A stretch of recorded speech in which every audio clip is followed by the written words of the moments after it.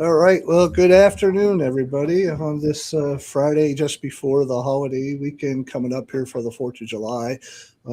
This is our sort of last podcast here before we head into the summer. And I'd like to thank everybody for tuning in to the Abandoned Mine Reclamation Chronicles. And today we have two guests with us, Eric Oliver from Green Forest Work and Tom Gilbert from the Pennsylvania Environmental Council. And this episode of the Abandoned Mine Reclamation Chronicles is being sponsored and contains a paid promotional ad for Green Forest Works, who will be introducing shortly here.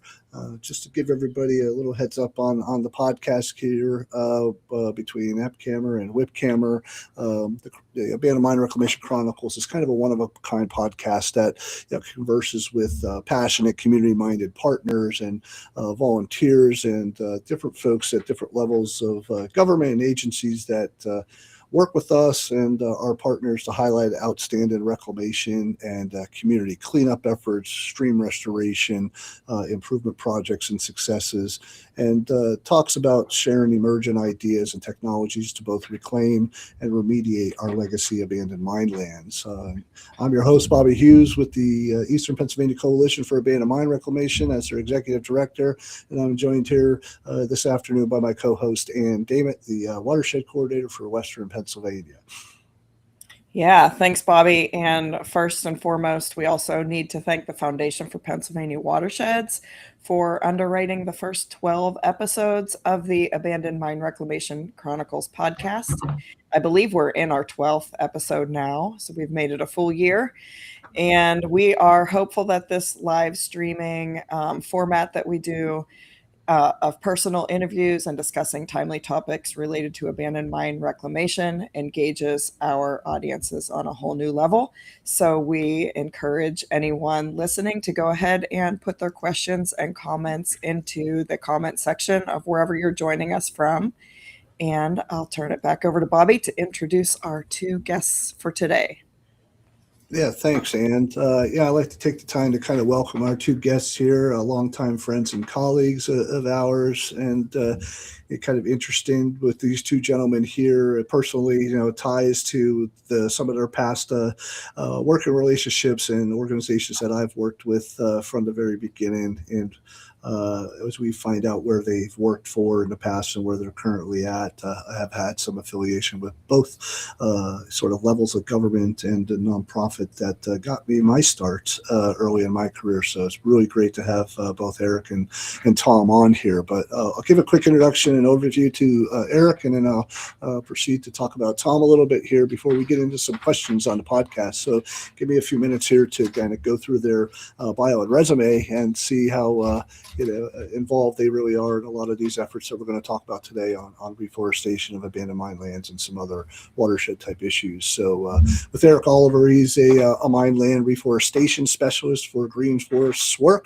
and he's earned his bachelor's degree in earth science from Clarion University of Pennsylvania. He's got a post-baccalaureate certificate in GIS from Penn State University, and I know he's helped me out a lot on some GIS work over the years with some open GIS courses we both took together, so I really appreciate that. And his focus kind of he works on reforestation, thousands of acres of forests in Pennsylvania that have been lost to mining and are being restored to temperate forest ecology, and also to a native state that existed well before the mineral extraction and resource extraction took place, using an approach that I'm sure he'll talk about by the Appalachian Regional Reforestation Initiative called the Forest Reclamation Approach. And before working with Green Forest Works, Eric was a mineral resource program specialist for the DEP, the Department of Environmental Protection's Bureau of Mining Programs, back in 2006 to 2023,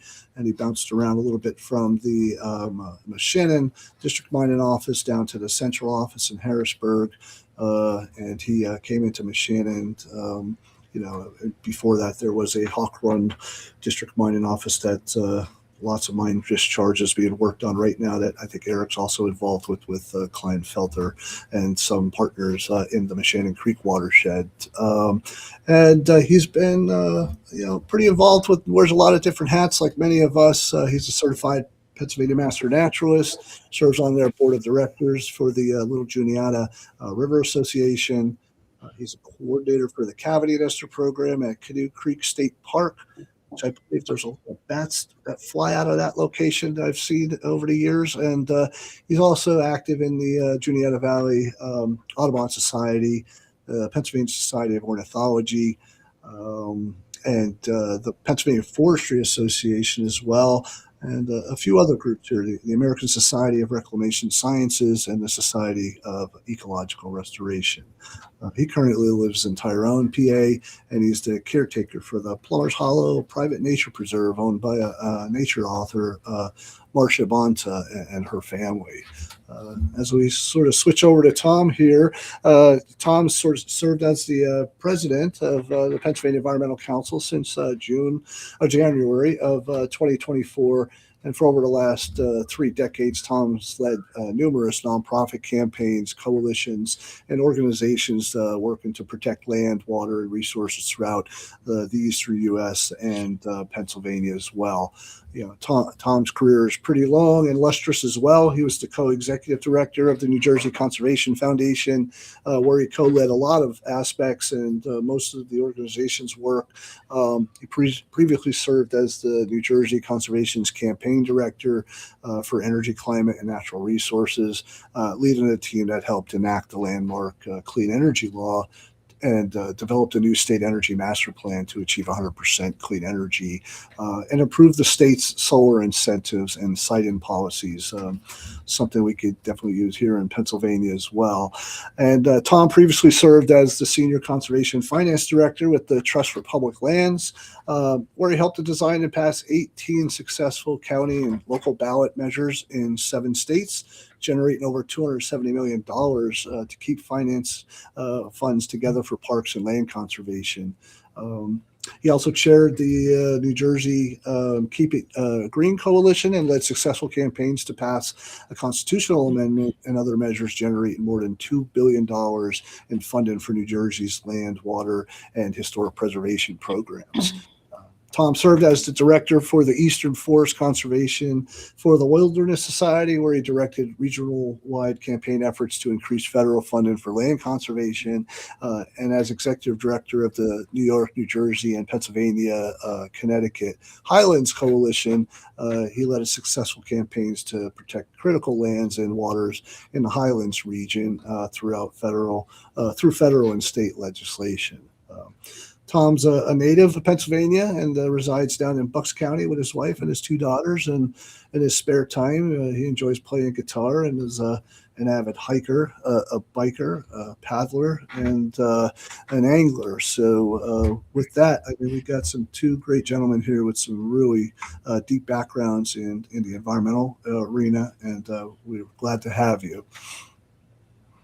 Yeah, welcome, Eric and Tom. And wow, the bios, just reading through there's just so much that we could cover that it's going to be hard to get it all squeezed into an hour. But what we do like to do, we're very excited to learn about your organizations, your projects, and, the reason why we invited you on here today. But we first would like to start off our conversation by getting to know you guys both a little bit better on a personal level.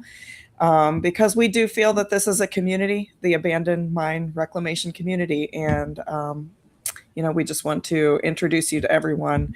So if you could each tell us a little bit, if you don't mind sharing, where'd you grow up? Where are you currently from? Tell us about maybe something about your family. Do you have any personal connection to mining, abandoned or active mining? And what is your connection to abandoned mine reclamation? And I guess we'll go ahead and start with Eric.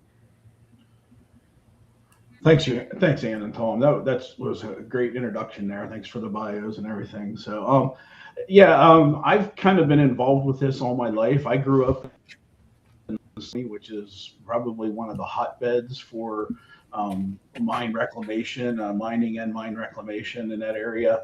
My father worked in the coal industry and doing engineering and land acquisitions for coal companies. Then he broke off after the 1977 when they signed the SMACRA law. He broke off and started his mine reclamation business, which provided sustenance to our family and everything, and grew into a full-time job after he left the coal industry and worked specifically for them doing mine reclamation. So a lot of the techniques that we were used were, he was on the cutting edge to help design and work things through, because, up to that point, really, there hadn't been a whole lot of mine reclamation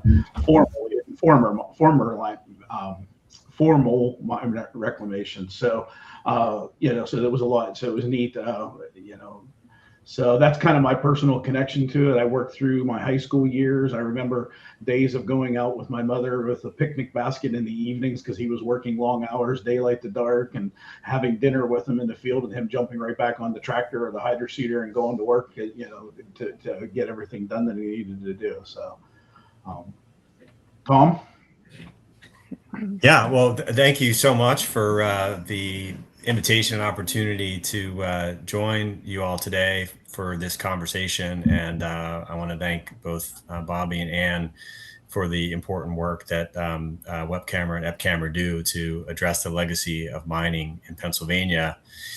So I grew up in southeastern Pennsylvania, and still reside there. So for me, honestly, it's been a real education and eye opener to me to learn more about the legacy of mining in Pennsylvania. Growing up, I definitely spent some time, playing and enjoying different forms of outdoor recreation in northeastern PA, and having kind of some awareness of kind of mining legacy. But I've learned a lot, since taking on this role with PEC, and since PEC was already involved in that space. It's been one of the biggest revelations for me in this role to understand the incredible, the magnitude of the legacy and the impacts from mining in Pennsylvania, whether it's the thousands of miles of streams, impacted from acid mine drainage, and the hundreds of thousands of acres of legacy mine land. So if anything, I've just recommitted PAC to continue to be in this space, and to partner with great organizations like Green Forest Work and others to figure out how we can do our part and play a role to scale up this work, because as you all know, the needs are enormous, and the benefits of this work are enormous as well. Yeah, that's great, Tom and Eric. Good to know where you guys are coming from, and that you've had an opportunity. I mean, Eric's obviously grew up in the region in central Pennsylvania, and Tom, you having an opportunity to kind of get out there and do some of the more recreational aspects of what you could see when you come into maybe northeastern Pennsylvania in particular. If you made it up this far, the damages are pretty extensive. But there's also been a lot of reclamation work and a lot of cleanup work that has gone on over the last few decades that I think we all can say we played a role in, and had a partnership with many other organizations to continue to do this work, and PEC included. Particularly, I mean, almost every one of us on the call here with Webcamera, historically, even before Ann had come along, and when we got our start in Epcamera back in 96, it was because of a partnership with the Pennsylvania Environmental Council that we had at their Northeast office that allowed me to have an opportunity to sort of take the ball and run under Joanne Denworth's good graces to say, hey, why don't you try and run a conference up there and get folks together and form the Eastern Coalition, because it's needed in that region to funnel money back into northeastern and north central PA. And Webcamera had already been around, and they joined us that year to really bring it all together in partnership with both PEC and the at the time the Pocono Northeast Resource Conservation Development Council was a big player and supporting role to get us started, and that allowed us to kind of build on what we really started started. And, Peck in the meantime had done a lot of great stuff to start their reforestation initiative that I'm sure you'll talk about here shortly. But, with that, I think we'd like to talk a little bit more about the two organizations because we think that they're important. There are just so many groups across Pennsylvania that I feel like I don't see it in many other states across Appalachia and just across the country. There are so many community organizations. I mean, you think we got so many levels of municipal governments. Just think about how many community groups that are out there and nonprofits and partners doing really good work when it comes to the environment. It's tremendous. And so could you kind of tell us a little bit about each of your organizations that you represent, and maybe Tom with Peck and then Eric with Green Forest Works, where your service area is and the kind of needs that you're addressing with both organizations, because Peck's been around almost like since the Rachel Carson era and built off of things that happened early on before some of the legislation hit for the Surface Mining Control Reclamation Act. And then maybe Eric can talk a little bit more about Green Forest Works as how they've evolved and come along, probably following some of the work that initially might have been fell through under SMACRA, the Surface Mining Act, and the RE initiative and stuff. So Tom, would you like to Sure. On Peck? Yeah, thanks. And thanks for mentioning some of that early history in terms of Peck's role and some of the formative stages of this work. It's really cool to hear that, and to hear that former Peck president Joanne Denworth, who was a real force of nature, was kind of part of working with you and others on that.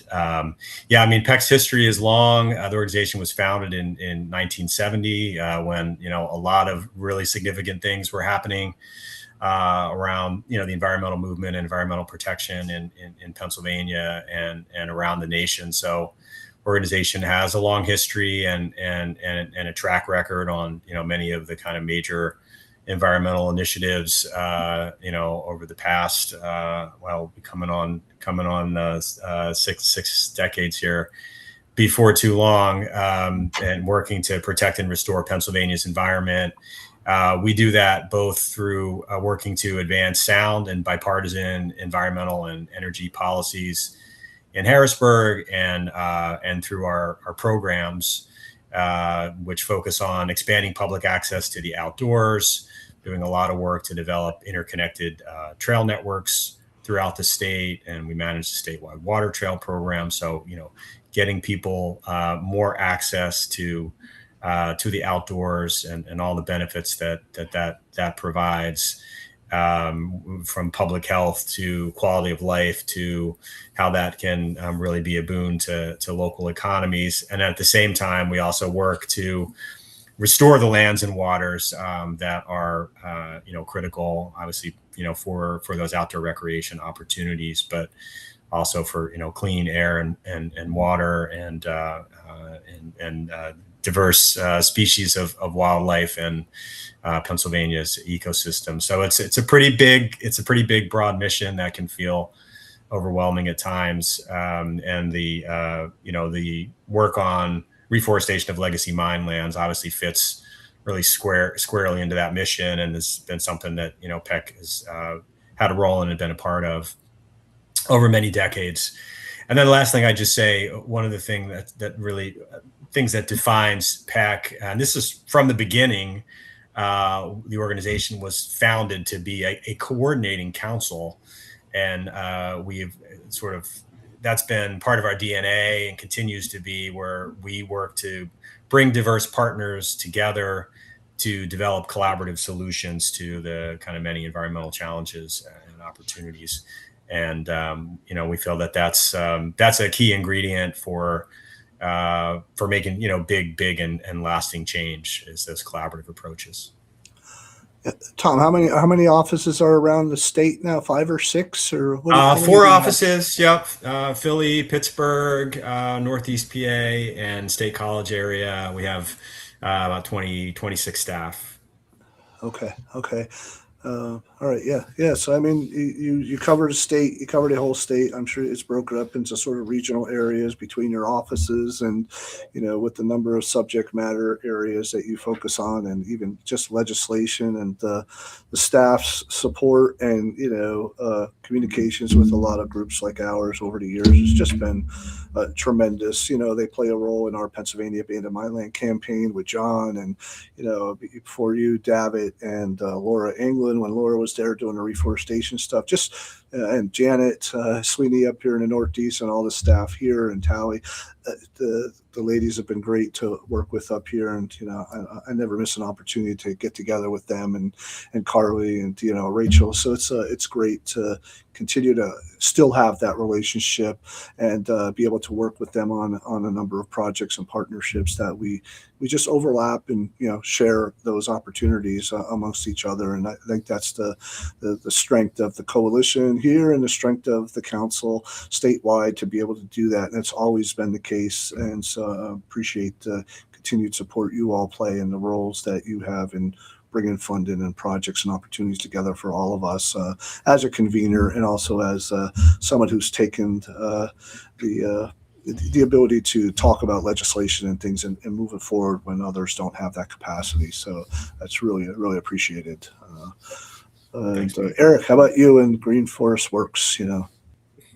Well, I just wanted to say I feel like a teenager in comparison. If you've been here around 60 years, we were a concept in the 90s and memorialized as a agency in 2009. So we are in the teenager years, but I think we've made a great impact. So GFW's mission, to quote our mission statement that's found on our website, is to restore healthy and productive forests on formerly mined lands in Appalachia and beyond.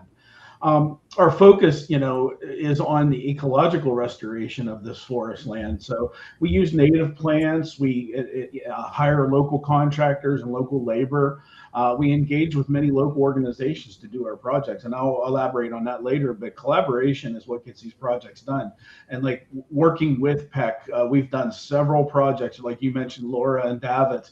That was who was running things when I came on board and started getting involved with it from the state level, and had a great relationship. We got a lot of acres done, and it's continued on. The collaboration that GFW and PEC has had has just been amazing.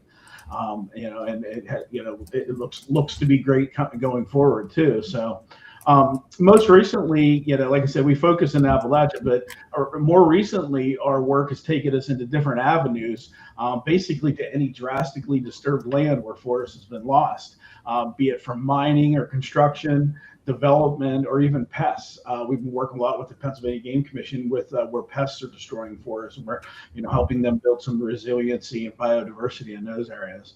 And our core focus is in Appalachia, but many times there's opportunities that present to us, and we're excited to work in other areas. We've actually had boots on the ground work done in Australia in the mining area, in the mining coal fields down there.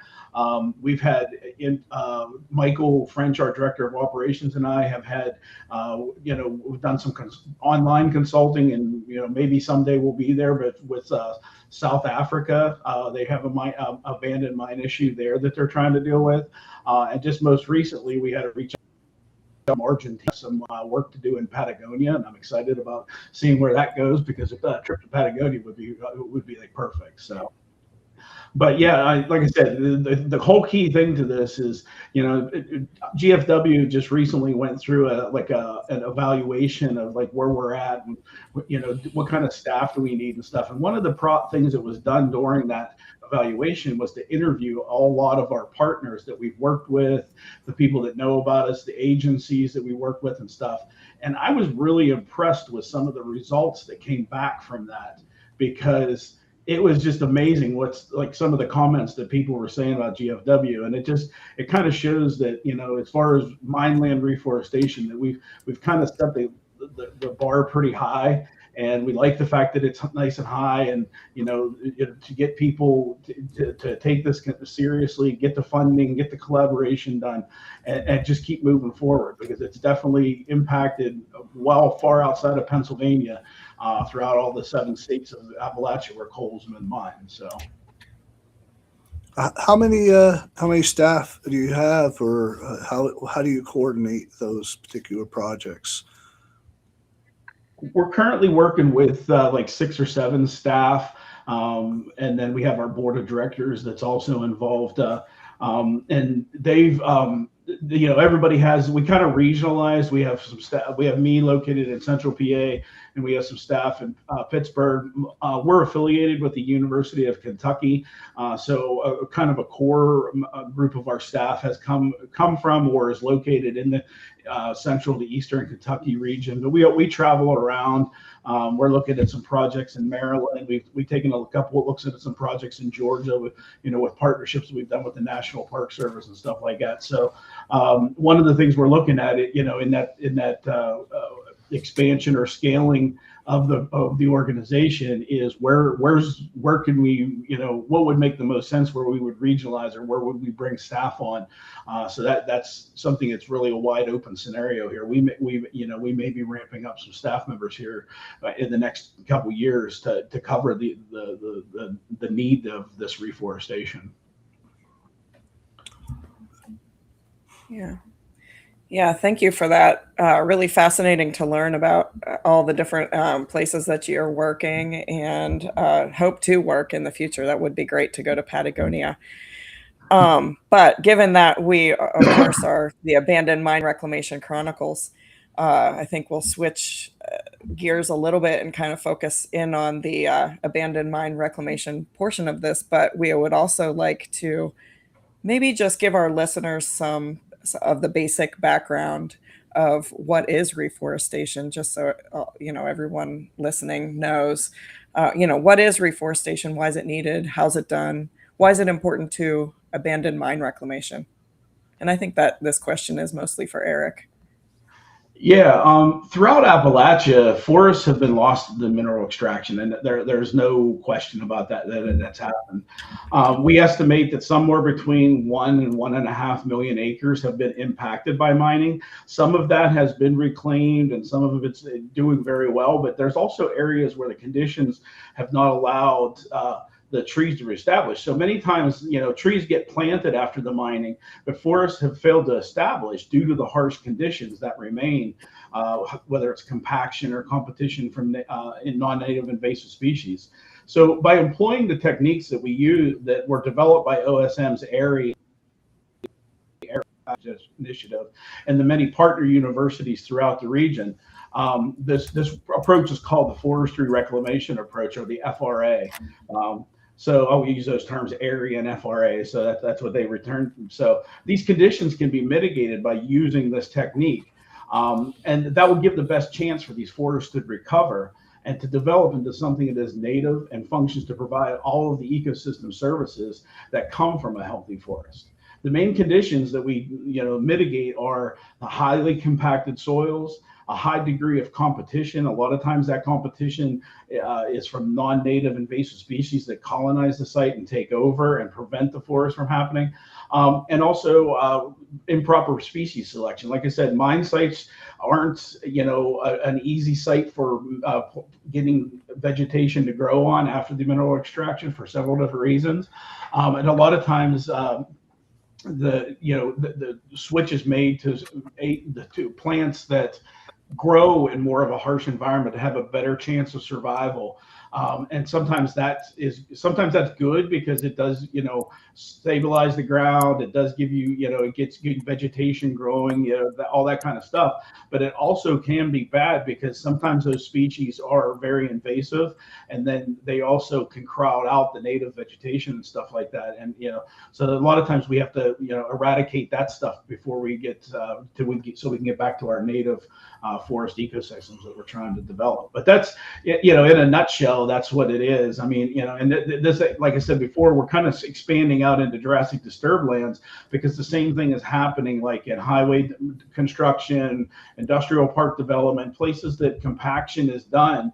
And then when they come in to try to get trees to grow, they have a real high failure rate. So we've actually done some consulting to reach out, and take our techniques and applying it outside the mining environment, and we've had success with that.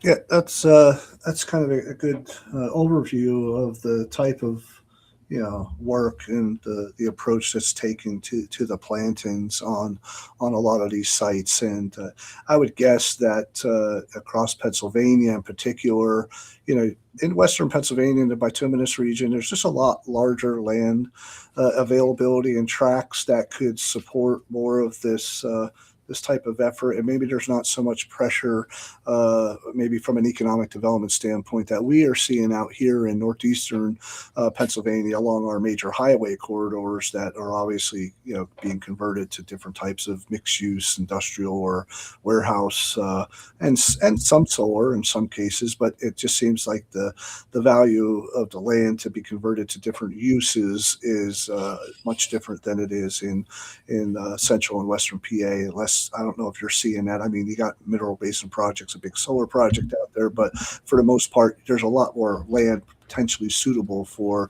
this type of approach in western Pennsylvania in what I've seen, and maybe what you're seeing. But so I think that's great, and that's a good sort of explanation of how that work is done. And I'm wondering how you are all, in terms of addressing those problems here in Pennsylvania.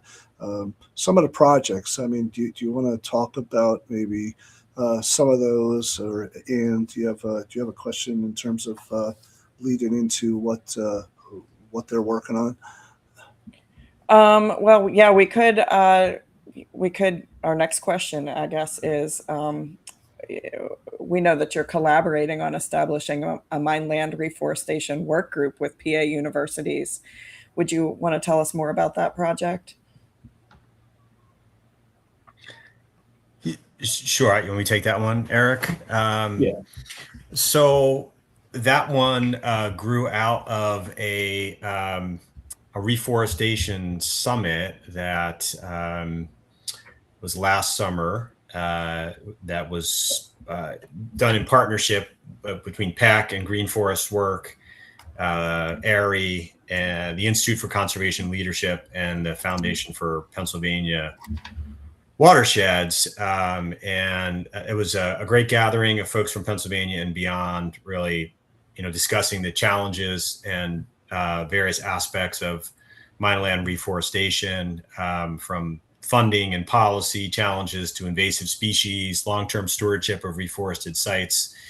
And there were some site visits as well of specific projects, including one project I would mention, which is, again, a partnership. These are all partnerships to reforest about 185 acres of legacy mine land owned by the Altoona Water Authority, and that was Green Forest Works and Earthwise Consulting and Bryn Mawr College. And the interesting thing there is that Bryn Mawr, and you might sort of wonder, so why was Bryn Mawr sort of a mainline Philadelphia institution investing in mine land reforestation in central Pennsylvania? And the answer is that, so as part of, in many higher ed institutions have, climate, carbon, sustainability commitments and pledges. And so Bryn Mawr saw this, investing in reforestation as something that really fit nicely into their commitments. And even, so we had a panel at the summit, where we were highlighting, partnerships and what kinds of partnerships are needed to scale up this work. We highlighted this partnership with Bryn Mawr in particular, and the sustainability director there, Neha Sood.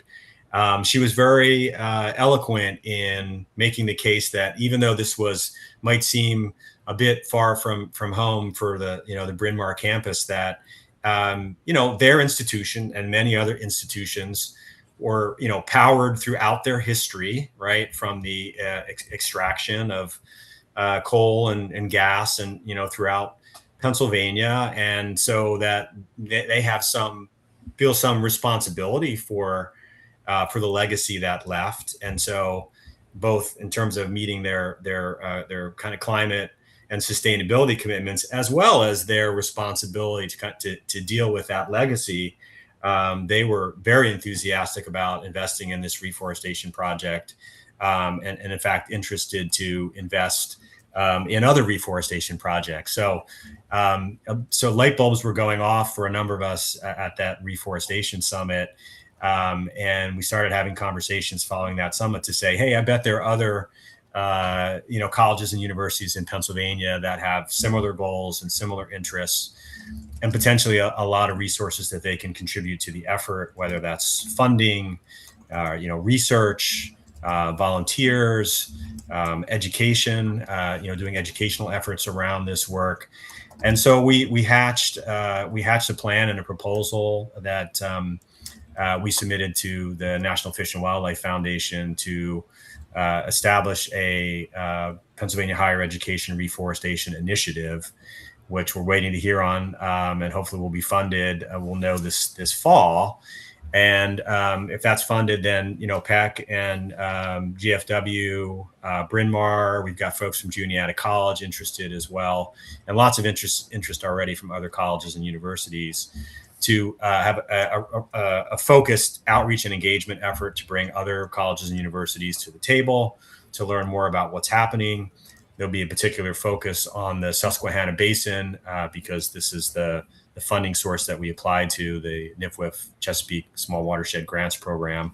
So initially a focus in the Susquehanna, but we then hope that it would grow beyond that and figure out how to leverage these resources and develop an implementation plan that then we could hopefully go back and secure additional NIFWF funding for implementation and leverage various resources and pots of funding to address, the priorities for reforestation that Green Forest Works has identified. And I think we're going to probably touch on that a little bit. This new, I think, really valuable database that GFW has developed.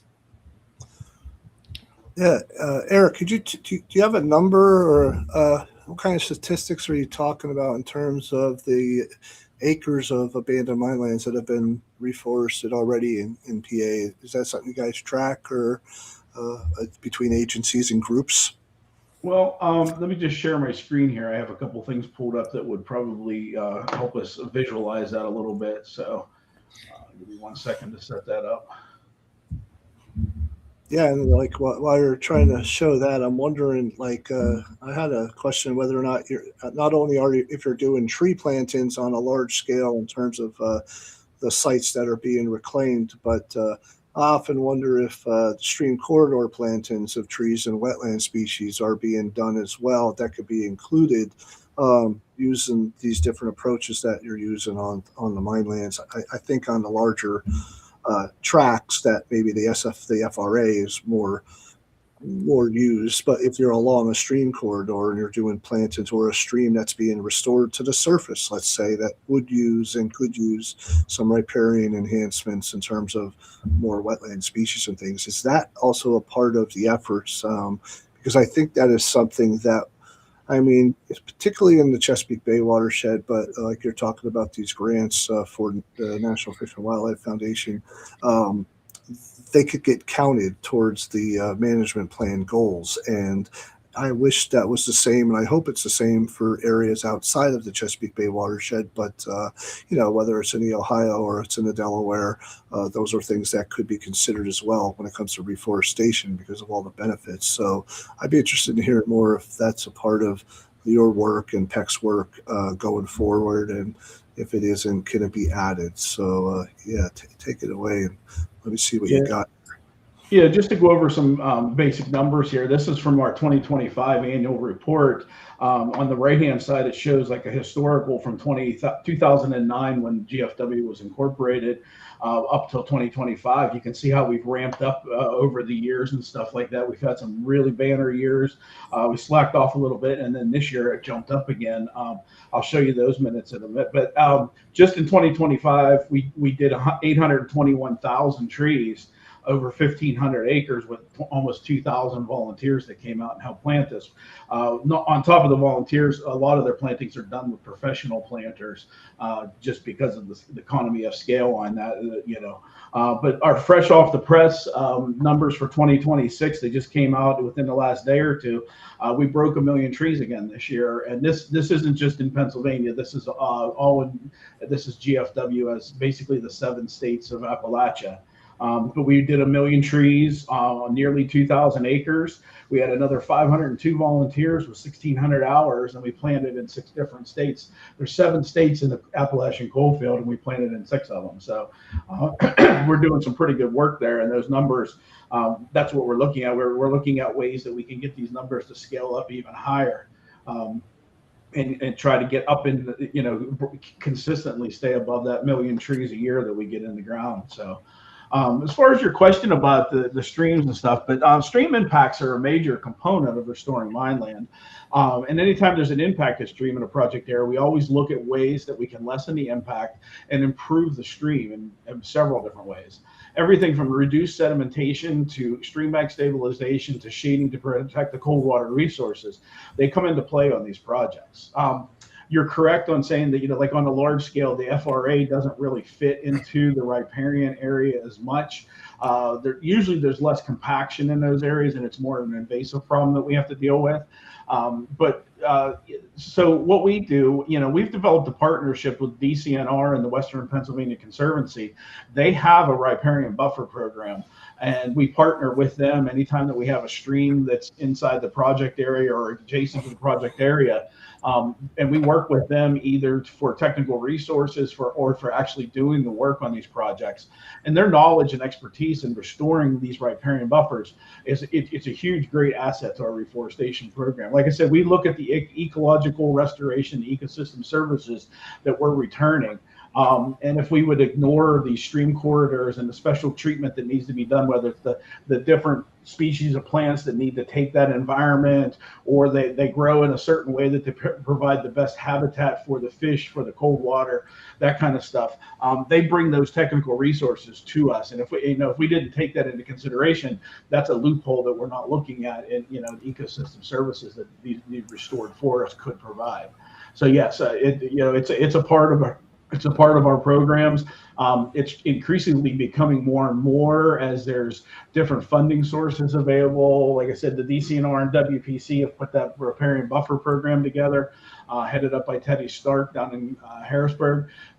They're doing great things with all different kinds of riparian buffers, and them being partners with us on these has really been an asset to us. No, well, that's good to hear and good to know, because I know I have a separate role on the Chesapeake Bay's Stakeholders Advisory Committee, and as we've gone through and updated and revised the management plan, there's these different work groups and stuff, and some of them are on the trout and habitat, and then when we talk about riparian areas and restoration work, I think that I want to make sure, and I know that you all would want to make sure that those kinds of projects are getting counted, because they are potentially restoring streams to the surface. We're bringing back and reconnecting aquatic passage of trout streams and the headwaters down to lower reaches that may have gone into an abandoned mine, became mine drainage. So a lot of this work that people aren't seeing, there's a connection there between keeping water on the surface, keeping it cold, keeping it cool. The plants are doing that, let alone the carbon capture and sequestration that goes on with trees and those kind of wetland species along these tributaries that feed some of our major stream corridors.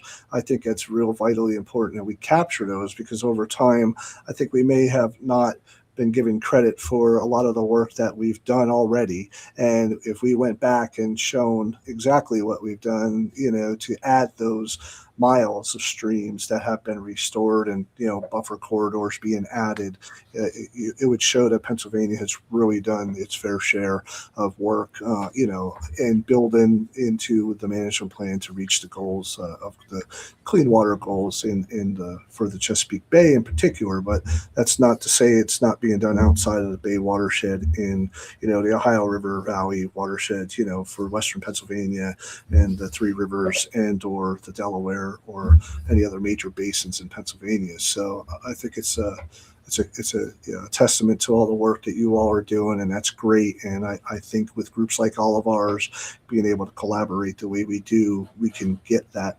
information into the right hands of the Bay folks in particular, so that does get counted, and we don't get it. It doesn't get forgotten, or it just may be just a number exchange to get them so that they can see that the work is done. So that's good to hear that type of work is done, because it's very much a watershed scale approach that we all are taking. We're not just doing it based on just some acreage here, and it's separate from everything else. It's a part of the landscape. It's a part of the watershed and the communities. And I think that all has to be said. And that interconnection is really important. Yeah. Yeah. Continuing on the funding kind of aspect of it and land use, we were curious if you have any sort of breakdown of what types of landowners are interested in your projects and what type of land uses those landowners have. And then also tied into that, is there incentive beyond just, of course, having beautiful trees on their property? Is there any sort of incentive for landowners to participate? Tom, do you want to take? Sure. I mean, a couple things. First, on terms of the incentive issue, so Pennsylvania's Clean and Green program, known as Act 319, it cuts property taxes for landowners who keep their land either in agricultural production or as open space or in forestry rather than developing it. And so essentially the way that works is that land is taxed based on its current use value instead of its fair market value, which in many parts of the state can mean dramatically lower tax bills. So in some cases, if a landowner is not already eligible for that tax relief under Act 319 by reforesting a property and committing to keep it as forests, that they could be eligible for an important tax benefit, in addition to all those other many benefits that you noted. And so there's can be some direct kind of financial gains as well. I'm not really aware of the stats. I mean, Eric's probably better to speak to kind of what he's hearing and seeing from landowners, obviously, but like everybody else, reading the news and seeing what's going on around the state, we know there's lots of competing demands for land use, whether that's data centers, big issue throughout the state right now, or warehouses or solar development. I mean, one comment I would make would be that, with respect to data centers and other forms of development, if development is going to happen, I think it is worthwhile for communities to look for mitigation opportunities that might include funding for reforestation.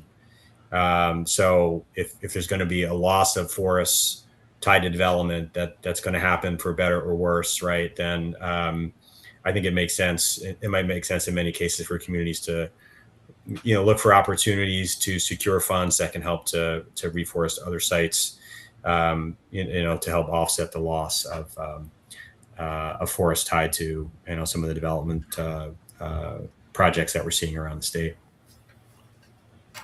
Okay. Yeah. And do you think you have more private landowners, or is it more not private, I guess? Is it more state and federal lands, or? We're seeing about a 50-50 mix in the type of ownership. Some days it's more to the private side. Sometimes it's more to the public side, DCNR and Game Commission and stuff like that. But like I said, overall, it's about a 50-50 mix. I mean, with the conservation agencies, they're great to work with because we know it's in the public realm. They're getting a public benefit from it, and we know that it's going to be permanently conserved because they're holding the property. Sometimes that's a little bit of a concern with the private landowner, that we go out and invest in their property, and then 5 years from now they decide to do a solar panel farm or something like that, and they wipe it out. So we do watch for that. The thing, and to kind of touch like what Tom was saying, is we're dealing with the scars of our past right now, trying to clean up what mining did. And these, the data centers and the solar farms and stuff like that, they very likely could have the same type of impact, that they could take our forests away from us. They could use them for whatever the lifespan is. And then when they're done, they don't just naturally revert back into forest. So something's going to have to be done for them. So by being proactive and, requiring mitigation for lost forests, and, conserving land in the first place, and being, idealistic of where these these projects are going to be sited, it would make so much more sense. Let's learn from the mistakes we've made in the past that have caused us to have issues with this and have to do this reforestation in the first place. Let's not repeat what we've done before. So. All right, good. Yeah. Good. Well, Eric, I understand that you guys have recently published. I don't know if it's like an online integrated mapping system or a tool to kind of help identify the mineland sites that are in need of reforestation in Appalachia. I know I haven't had a chance to play with it yet, but I wonder if you could tell us about the tool or give us a quick demonstration. And I think it may be a little bit different than our EPCAMR's abandoned mineland or reclaimed abandoned mineland inventory system, but maybe there's a way for it could tie into it in the future. But I'd like to know if you could give us a little bit about that. Okay. Somehow my screen sharing just stopped, so I just restarted it. Did it return? Yeah, there it is. Yes. Yep. Yeah, and part of we're actually working on a NIFWIF grant. We're calling it's colloquially called our scaling grant, because it's looking at basically scaling up mineland reforestation throughout Appalachia. And it's a grant that's has been provided to us by the National Fish and Wildlife Foundation through their Central Apps Grant program. But we're looking at several different things. We're getting 120 acres of reforestation out of it. We're looking at GFW as a whole. We're looking at nursery capacity. We're looking at partnerships. We're looking at everything. Well, one of the things that we're developing, nobody really had a good metric to say, hey, X amount of acres could use this treatment in Pennsylvania or Ohio or West Virginia. So that we're kind of undertaking that, and myself and I have an intern, Alyssa Errico from Penn State. She's a geography major at Penn State. She's doing a lot of the heavy lifting and a lot of the digitizing work. But we're getting an online mapping tool put together. Right now, I'm showing it on the screen. We have West Virginia, Kentucky, and Pennsylvania done out there. There's a little bit of cleanup work to do on them, but they're basically out there. For be able to use this tool. And I'll show you a demonstration of what it is. You can't really see it too well from this scale. But what it has enabled us, just as a quick one, those 3 states, if you take the amount of land that we've identified that is not forested but was on a mine permit at one time or another, we're now approaching 500,000 acres just in 3 states. Wow. It's pretty amazing to see what we're going to do. So I'm going to turn off the project areas for GFW, and I'm going to zoom in a little bit better here, and you can start to see the yellow polygons develop here. And what these are areas where Alyssa and I have gone in. We've overlaid the permit boundaries from the different state agencies, and then we've looked inside those permit boundaries to where we basically are looking at less than 25% tree cover of some sort or another, or if we could tell that it was completely autumn olive or something like that, we went ahead and included those into it. We did exclude areas where we could see active industry, active agriculture, active residential land uses, something else other than just land sitting in fallow that could use to be reforested. And the whole idea of this tool is to get it out there to the people where these projects are located visually. And then, like on this one, if you look, the purple line that comes down through here is the watershed boundary between the Ohio and the Chesapeake Bay watershed. So if a funder is looking to this, and this web app is available just by simply using a browser and clicking a link to go into it, and that link can be found on the landing page of greenforestwork.org. But they can go into it, they can click on it, and as we get time, right now we're working on getting the polygons developed, and then once they're developed, we're going to start putting attribute data to it.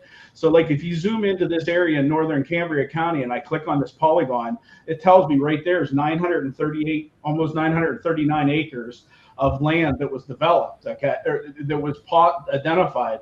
And I'll just turn that off quickly so you can kind of see what was left underneath it. It was an area that was very thinly forested. There was some trees on it, but it was an area that was within a mine, but we determined that, you know, it could have a reforestation opportunity exists there. So so that's what this tool is. And, you know, as we roll it out, Pennsylvania is in pretty good shape because I've been working on it for a lot of years. I started this when I was working at DEP, and I just kind of brought it over, and I've been expanding upon it. Once we got this grant, I was able to go even more with it.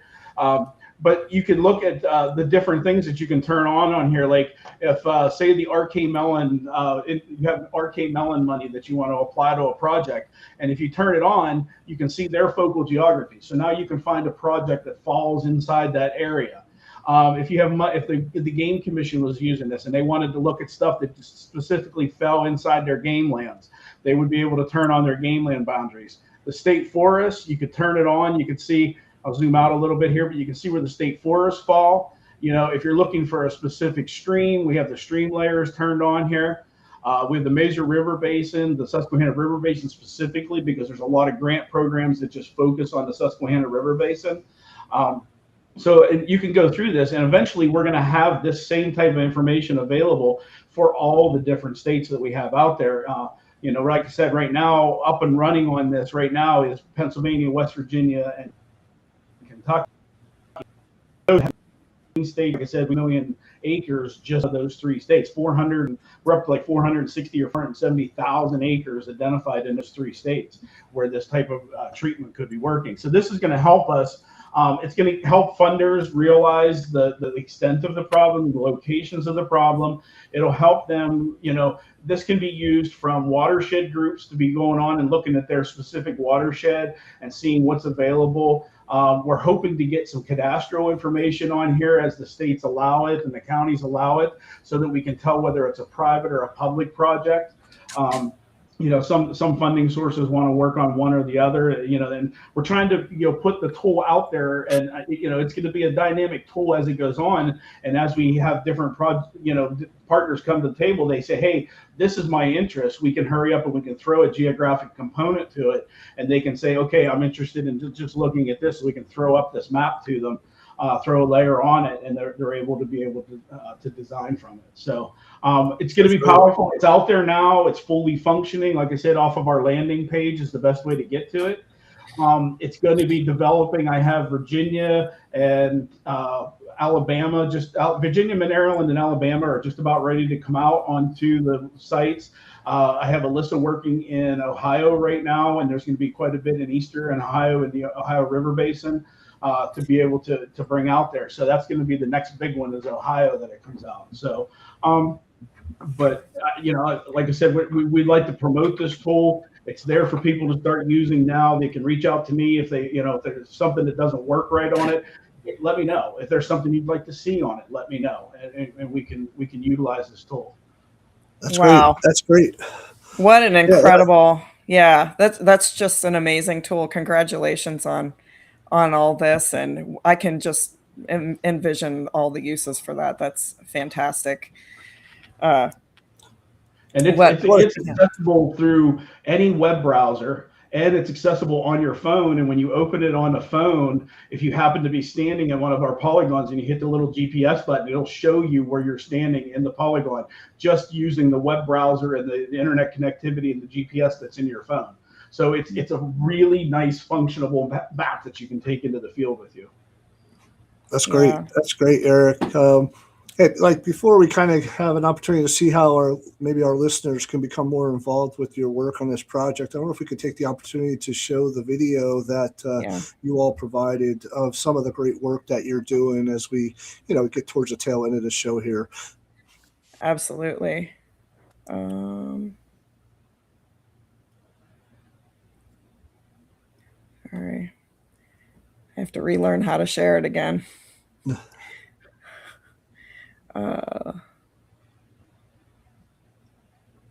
Let's see. There we go. This site was once a coal mine in the 1970s. For us to come back 50 plus years later and have the opportunity to plant trees to restore it to its native habitat is quite an honor, a privilege, and something I'm very excited to do. Our work with Komatsu to date, we've planted a little over 700,000 trees. We've restored over 1,000 acres of land. It's just really a nice partnership, and it's even more special to have them actually come out and participate as a team to, get their hands dirty and be part of the solution. This is important work that we're doing. Wood is a renewable resource. It's a sustainable industry. That wood is an important commodity to society and to industry. It's really important that we focus on that other end of the cycle of putting trees in the ground to continue reforestation, to continue that cycle for generations. When I started at Komatsu, I learned that if it's not grown, it's mined. And doing the work what we're doing today truly displays that. Essentially of the mining and the growth together, and I think it's just such a powerful initiative that we are doing together as a team. I'm very inspired to be here, a part of Komatsu's North America leadership team, actively engaging with Green Forest's work in this project. It's a beautiful place, and it's a great opportunity for us to come here and give back as part of the Komatsu legacy.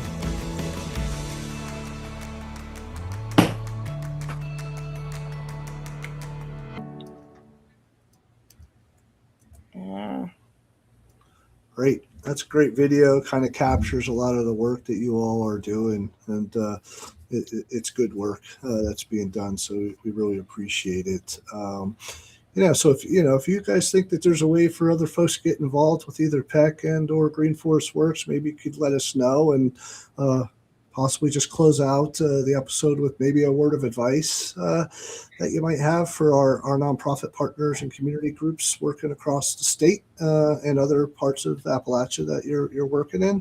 Think you guys can do that as we wrap up here? Yeah. Tom, do you want to go first? Sure.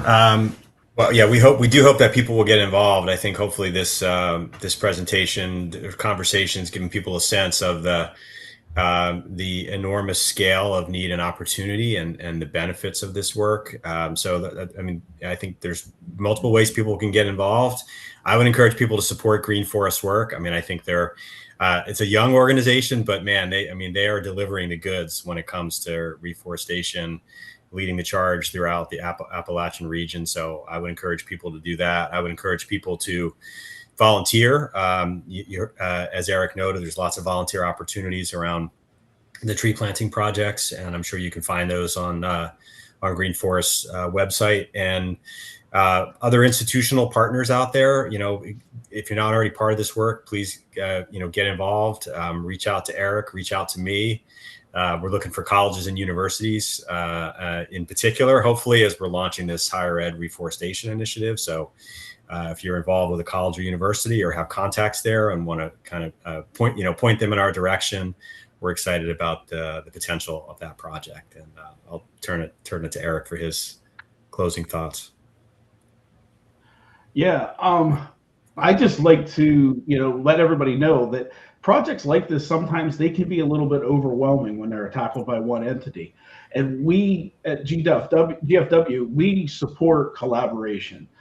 We want subject matter experts to come to the table. We want local organizations, whether it's Boy Scouts, Cub Scouts, Girl Scouts, whether it's watershed groups, whoever it is.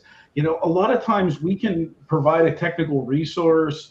We have funding ties that we can, grants that we can apply for. We can assist, projects, organizations. If they have a project in mind, we can help you get over that hump from it being overwhelming and get it to work very smooth and very efficiently. So we encourage anyone with an interest to reach out, to collaborate with GFD or anyone else, who's needed to successfully restore these important forests and their impacts in the world. And I would be remiss if I didn't give a shout out to the different organizations. I mean, first and foremost, we're, PEC. We've been in relationship with them for quite a few years now, and done many projects with them. They've been a great resource. They do great things. They've got a lot of other things that they're doing for trails and through water and stuff like that. But they're a great organization to kind of partner up with, and they help us get over the hump sometimes. And we're partnered up. Foundation for Pennsylvania Watersheds, NIFWIF. We're working with, at times we work with industry groups like Kleinfelder Engineering. You saw the video for Komatsu. That's a great relationship. Komatsu has been a funder of a lot of projects, especially in the Monongahela National Forest where that video was shot. They've been, not only have they been a financial contribution, but they've been volunteers. They've given us technical resources. We're actually working with them on how we can do these site preparation sites more efficiently, because they have expertise in their engineering department and their equipment manufacture department. Something that, maybe doesn't work on a road job or a building job for one of their bulldozers might work different on our sites. So they've been open to those discussions, and working with groups like that. We've got the DCNR has been a huge partner with us. We just finished up a couple 100-acre project in Tioga State Forest this year that was funded by a grant through DEP, through the Tioga County Conservation District, through their CAP program, Countywide Action Plan. They provided about 7/8 of the funding to that project. We also had, Repsol Industries was involved with, the gas company came to the table and provided some, assistance on it. We've had all kinds of people come to the table. And like I said, I could go on and on for the next hour or so on all the different agencies that we, the universities, the government agencies, the local watershed groups, the local volunteers that come out and plant the trees, the different agencies, and we just like to engage with them, because like I said, we never go, I can't think of a project that GFW has ever gone alone on to get some of these projects done. We always have somebody come to the table. We always have some kind of partnership. And that's what we like to, even if we're a small player in it, if it's one little thing that we can provide by, buying trees or giving them technical assistance on what type of trees they can use, those are the things that we flourish in, and those are the things we want to do. We want to see this reforestation done right. We want to see these forests return. All right. Well, thanks again, Eric and Tom, for joining us today. We're really thankful to have you both as friends and partners and colleagues in this work we do, and to be a part of the abandoned mine reclamation community here. And, we want to encourage folks to keep tuning in to the first Friday of every month at 12 noon for new episodes of Abandoned Mine Reclamation Chronicles. We're in our 12th episode. I think we're going to continue on throughout the summer here and look to apply for some continued funding to keep this going for a season 2. And hopefully some of our funding partners will be welcome to that proposal, because we just had some great people and great episodes that you can see on both our YouTube channels or go back. Well, they come off of Facebook Live after a while, so we migrate them over to our YouTube channels, and feel free to see the past 12 episodes. And I think we're going to have so many more guests lined up in the future here that can tell similar stories and similar successes, and the need for volunteers and the need for partnerships to make this kind of work in our abandoned mine reclamation field here. So mark your calendars for next month. I think it's August 7th at 12 noon. Not sure who our guest is going to be yet, so Ann and I will have to determine that and talk with Andy, and so stay tuned. But that's when the next episode will be. So thank you all for being a part of our episode and show today, and we hope many people kind of go back through the chat link and lots of the links that we provided on resources and potential to get involved. So thanks again, guys. Yeah, thank you so much. Thank you, guys. This was great. I really enjoyed it. Yeah. Yeah, and that's a quick reminder if you want to future episodes, if there's advertising sponsorship opportunities to help support our program and the show here, you can go to our store, the Epcamer store online, and pick an advertising slot, and we'll put a nice little video piece in like we did here today for Green Forest Works and PEC. So thanks, thanks again, gentlemen, and to everybody. Have a great upcoming 4th of July as we conclude the episode here today. So. See you all. Thanks again. See you all. Be safe and stay cool. Yeah. Thanks, guys.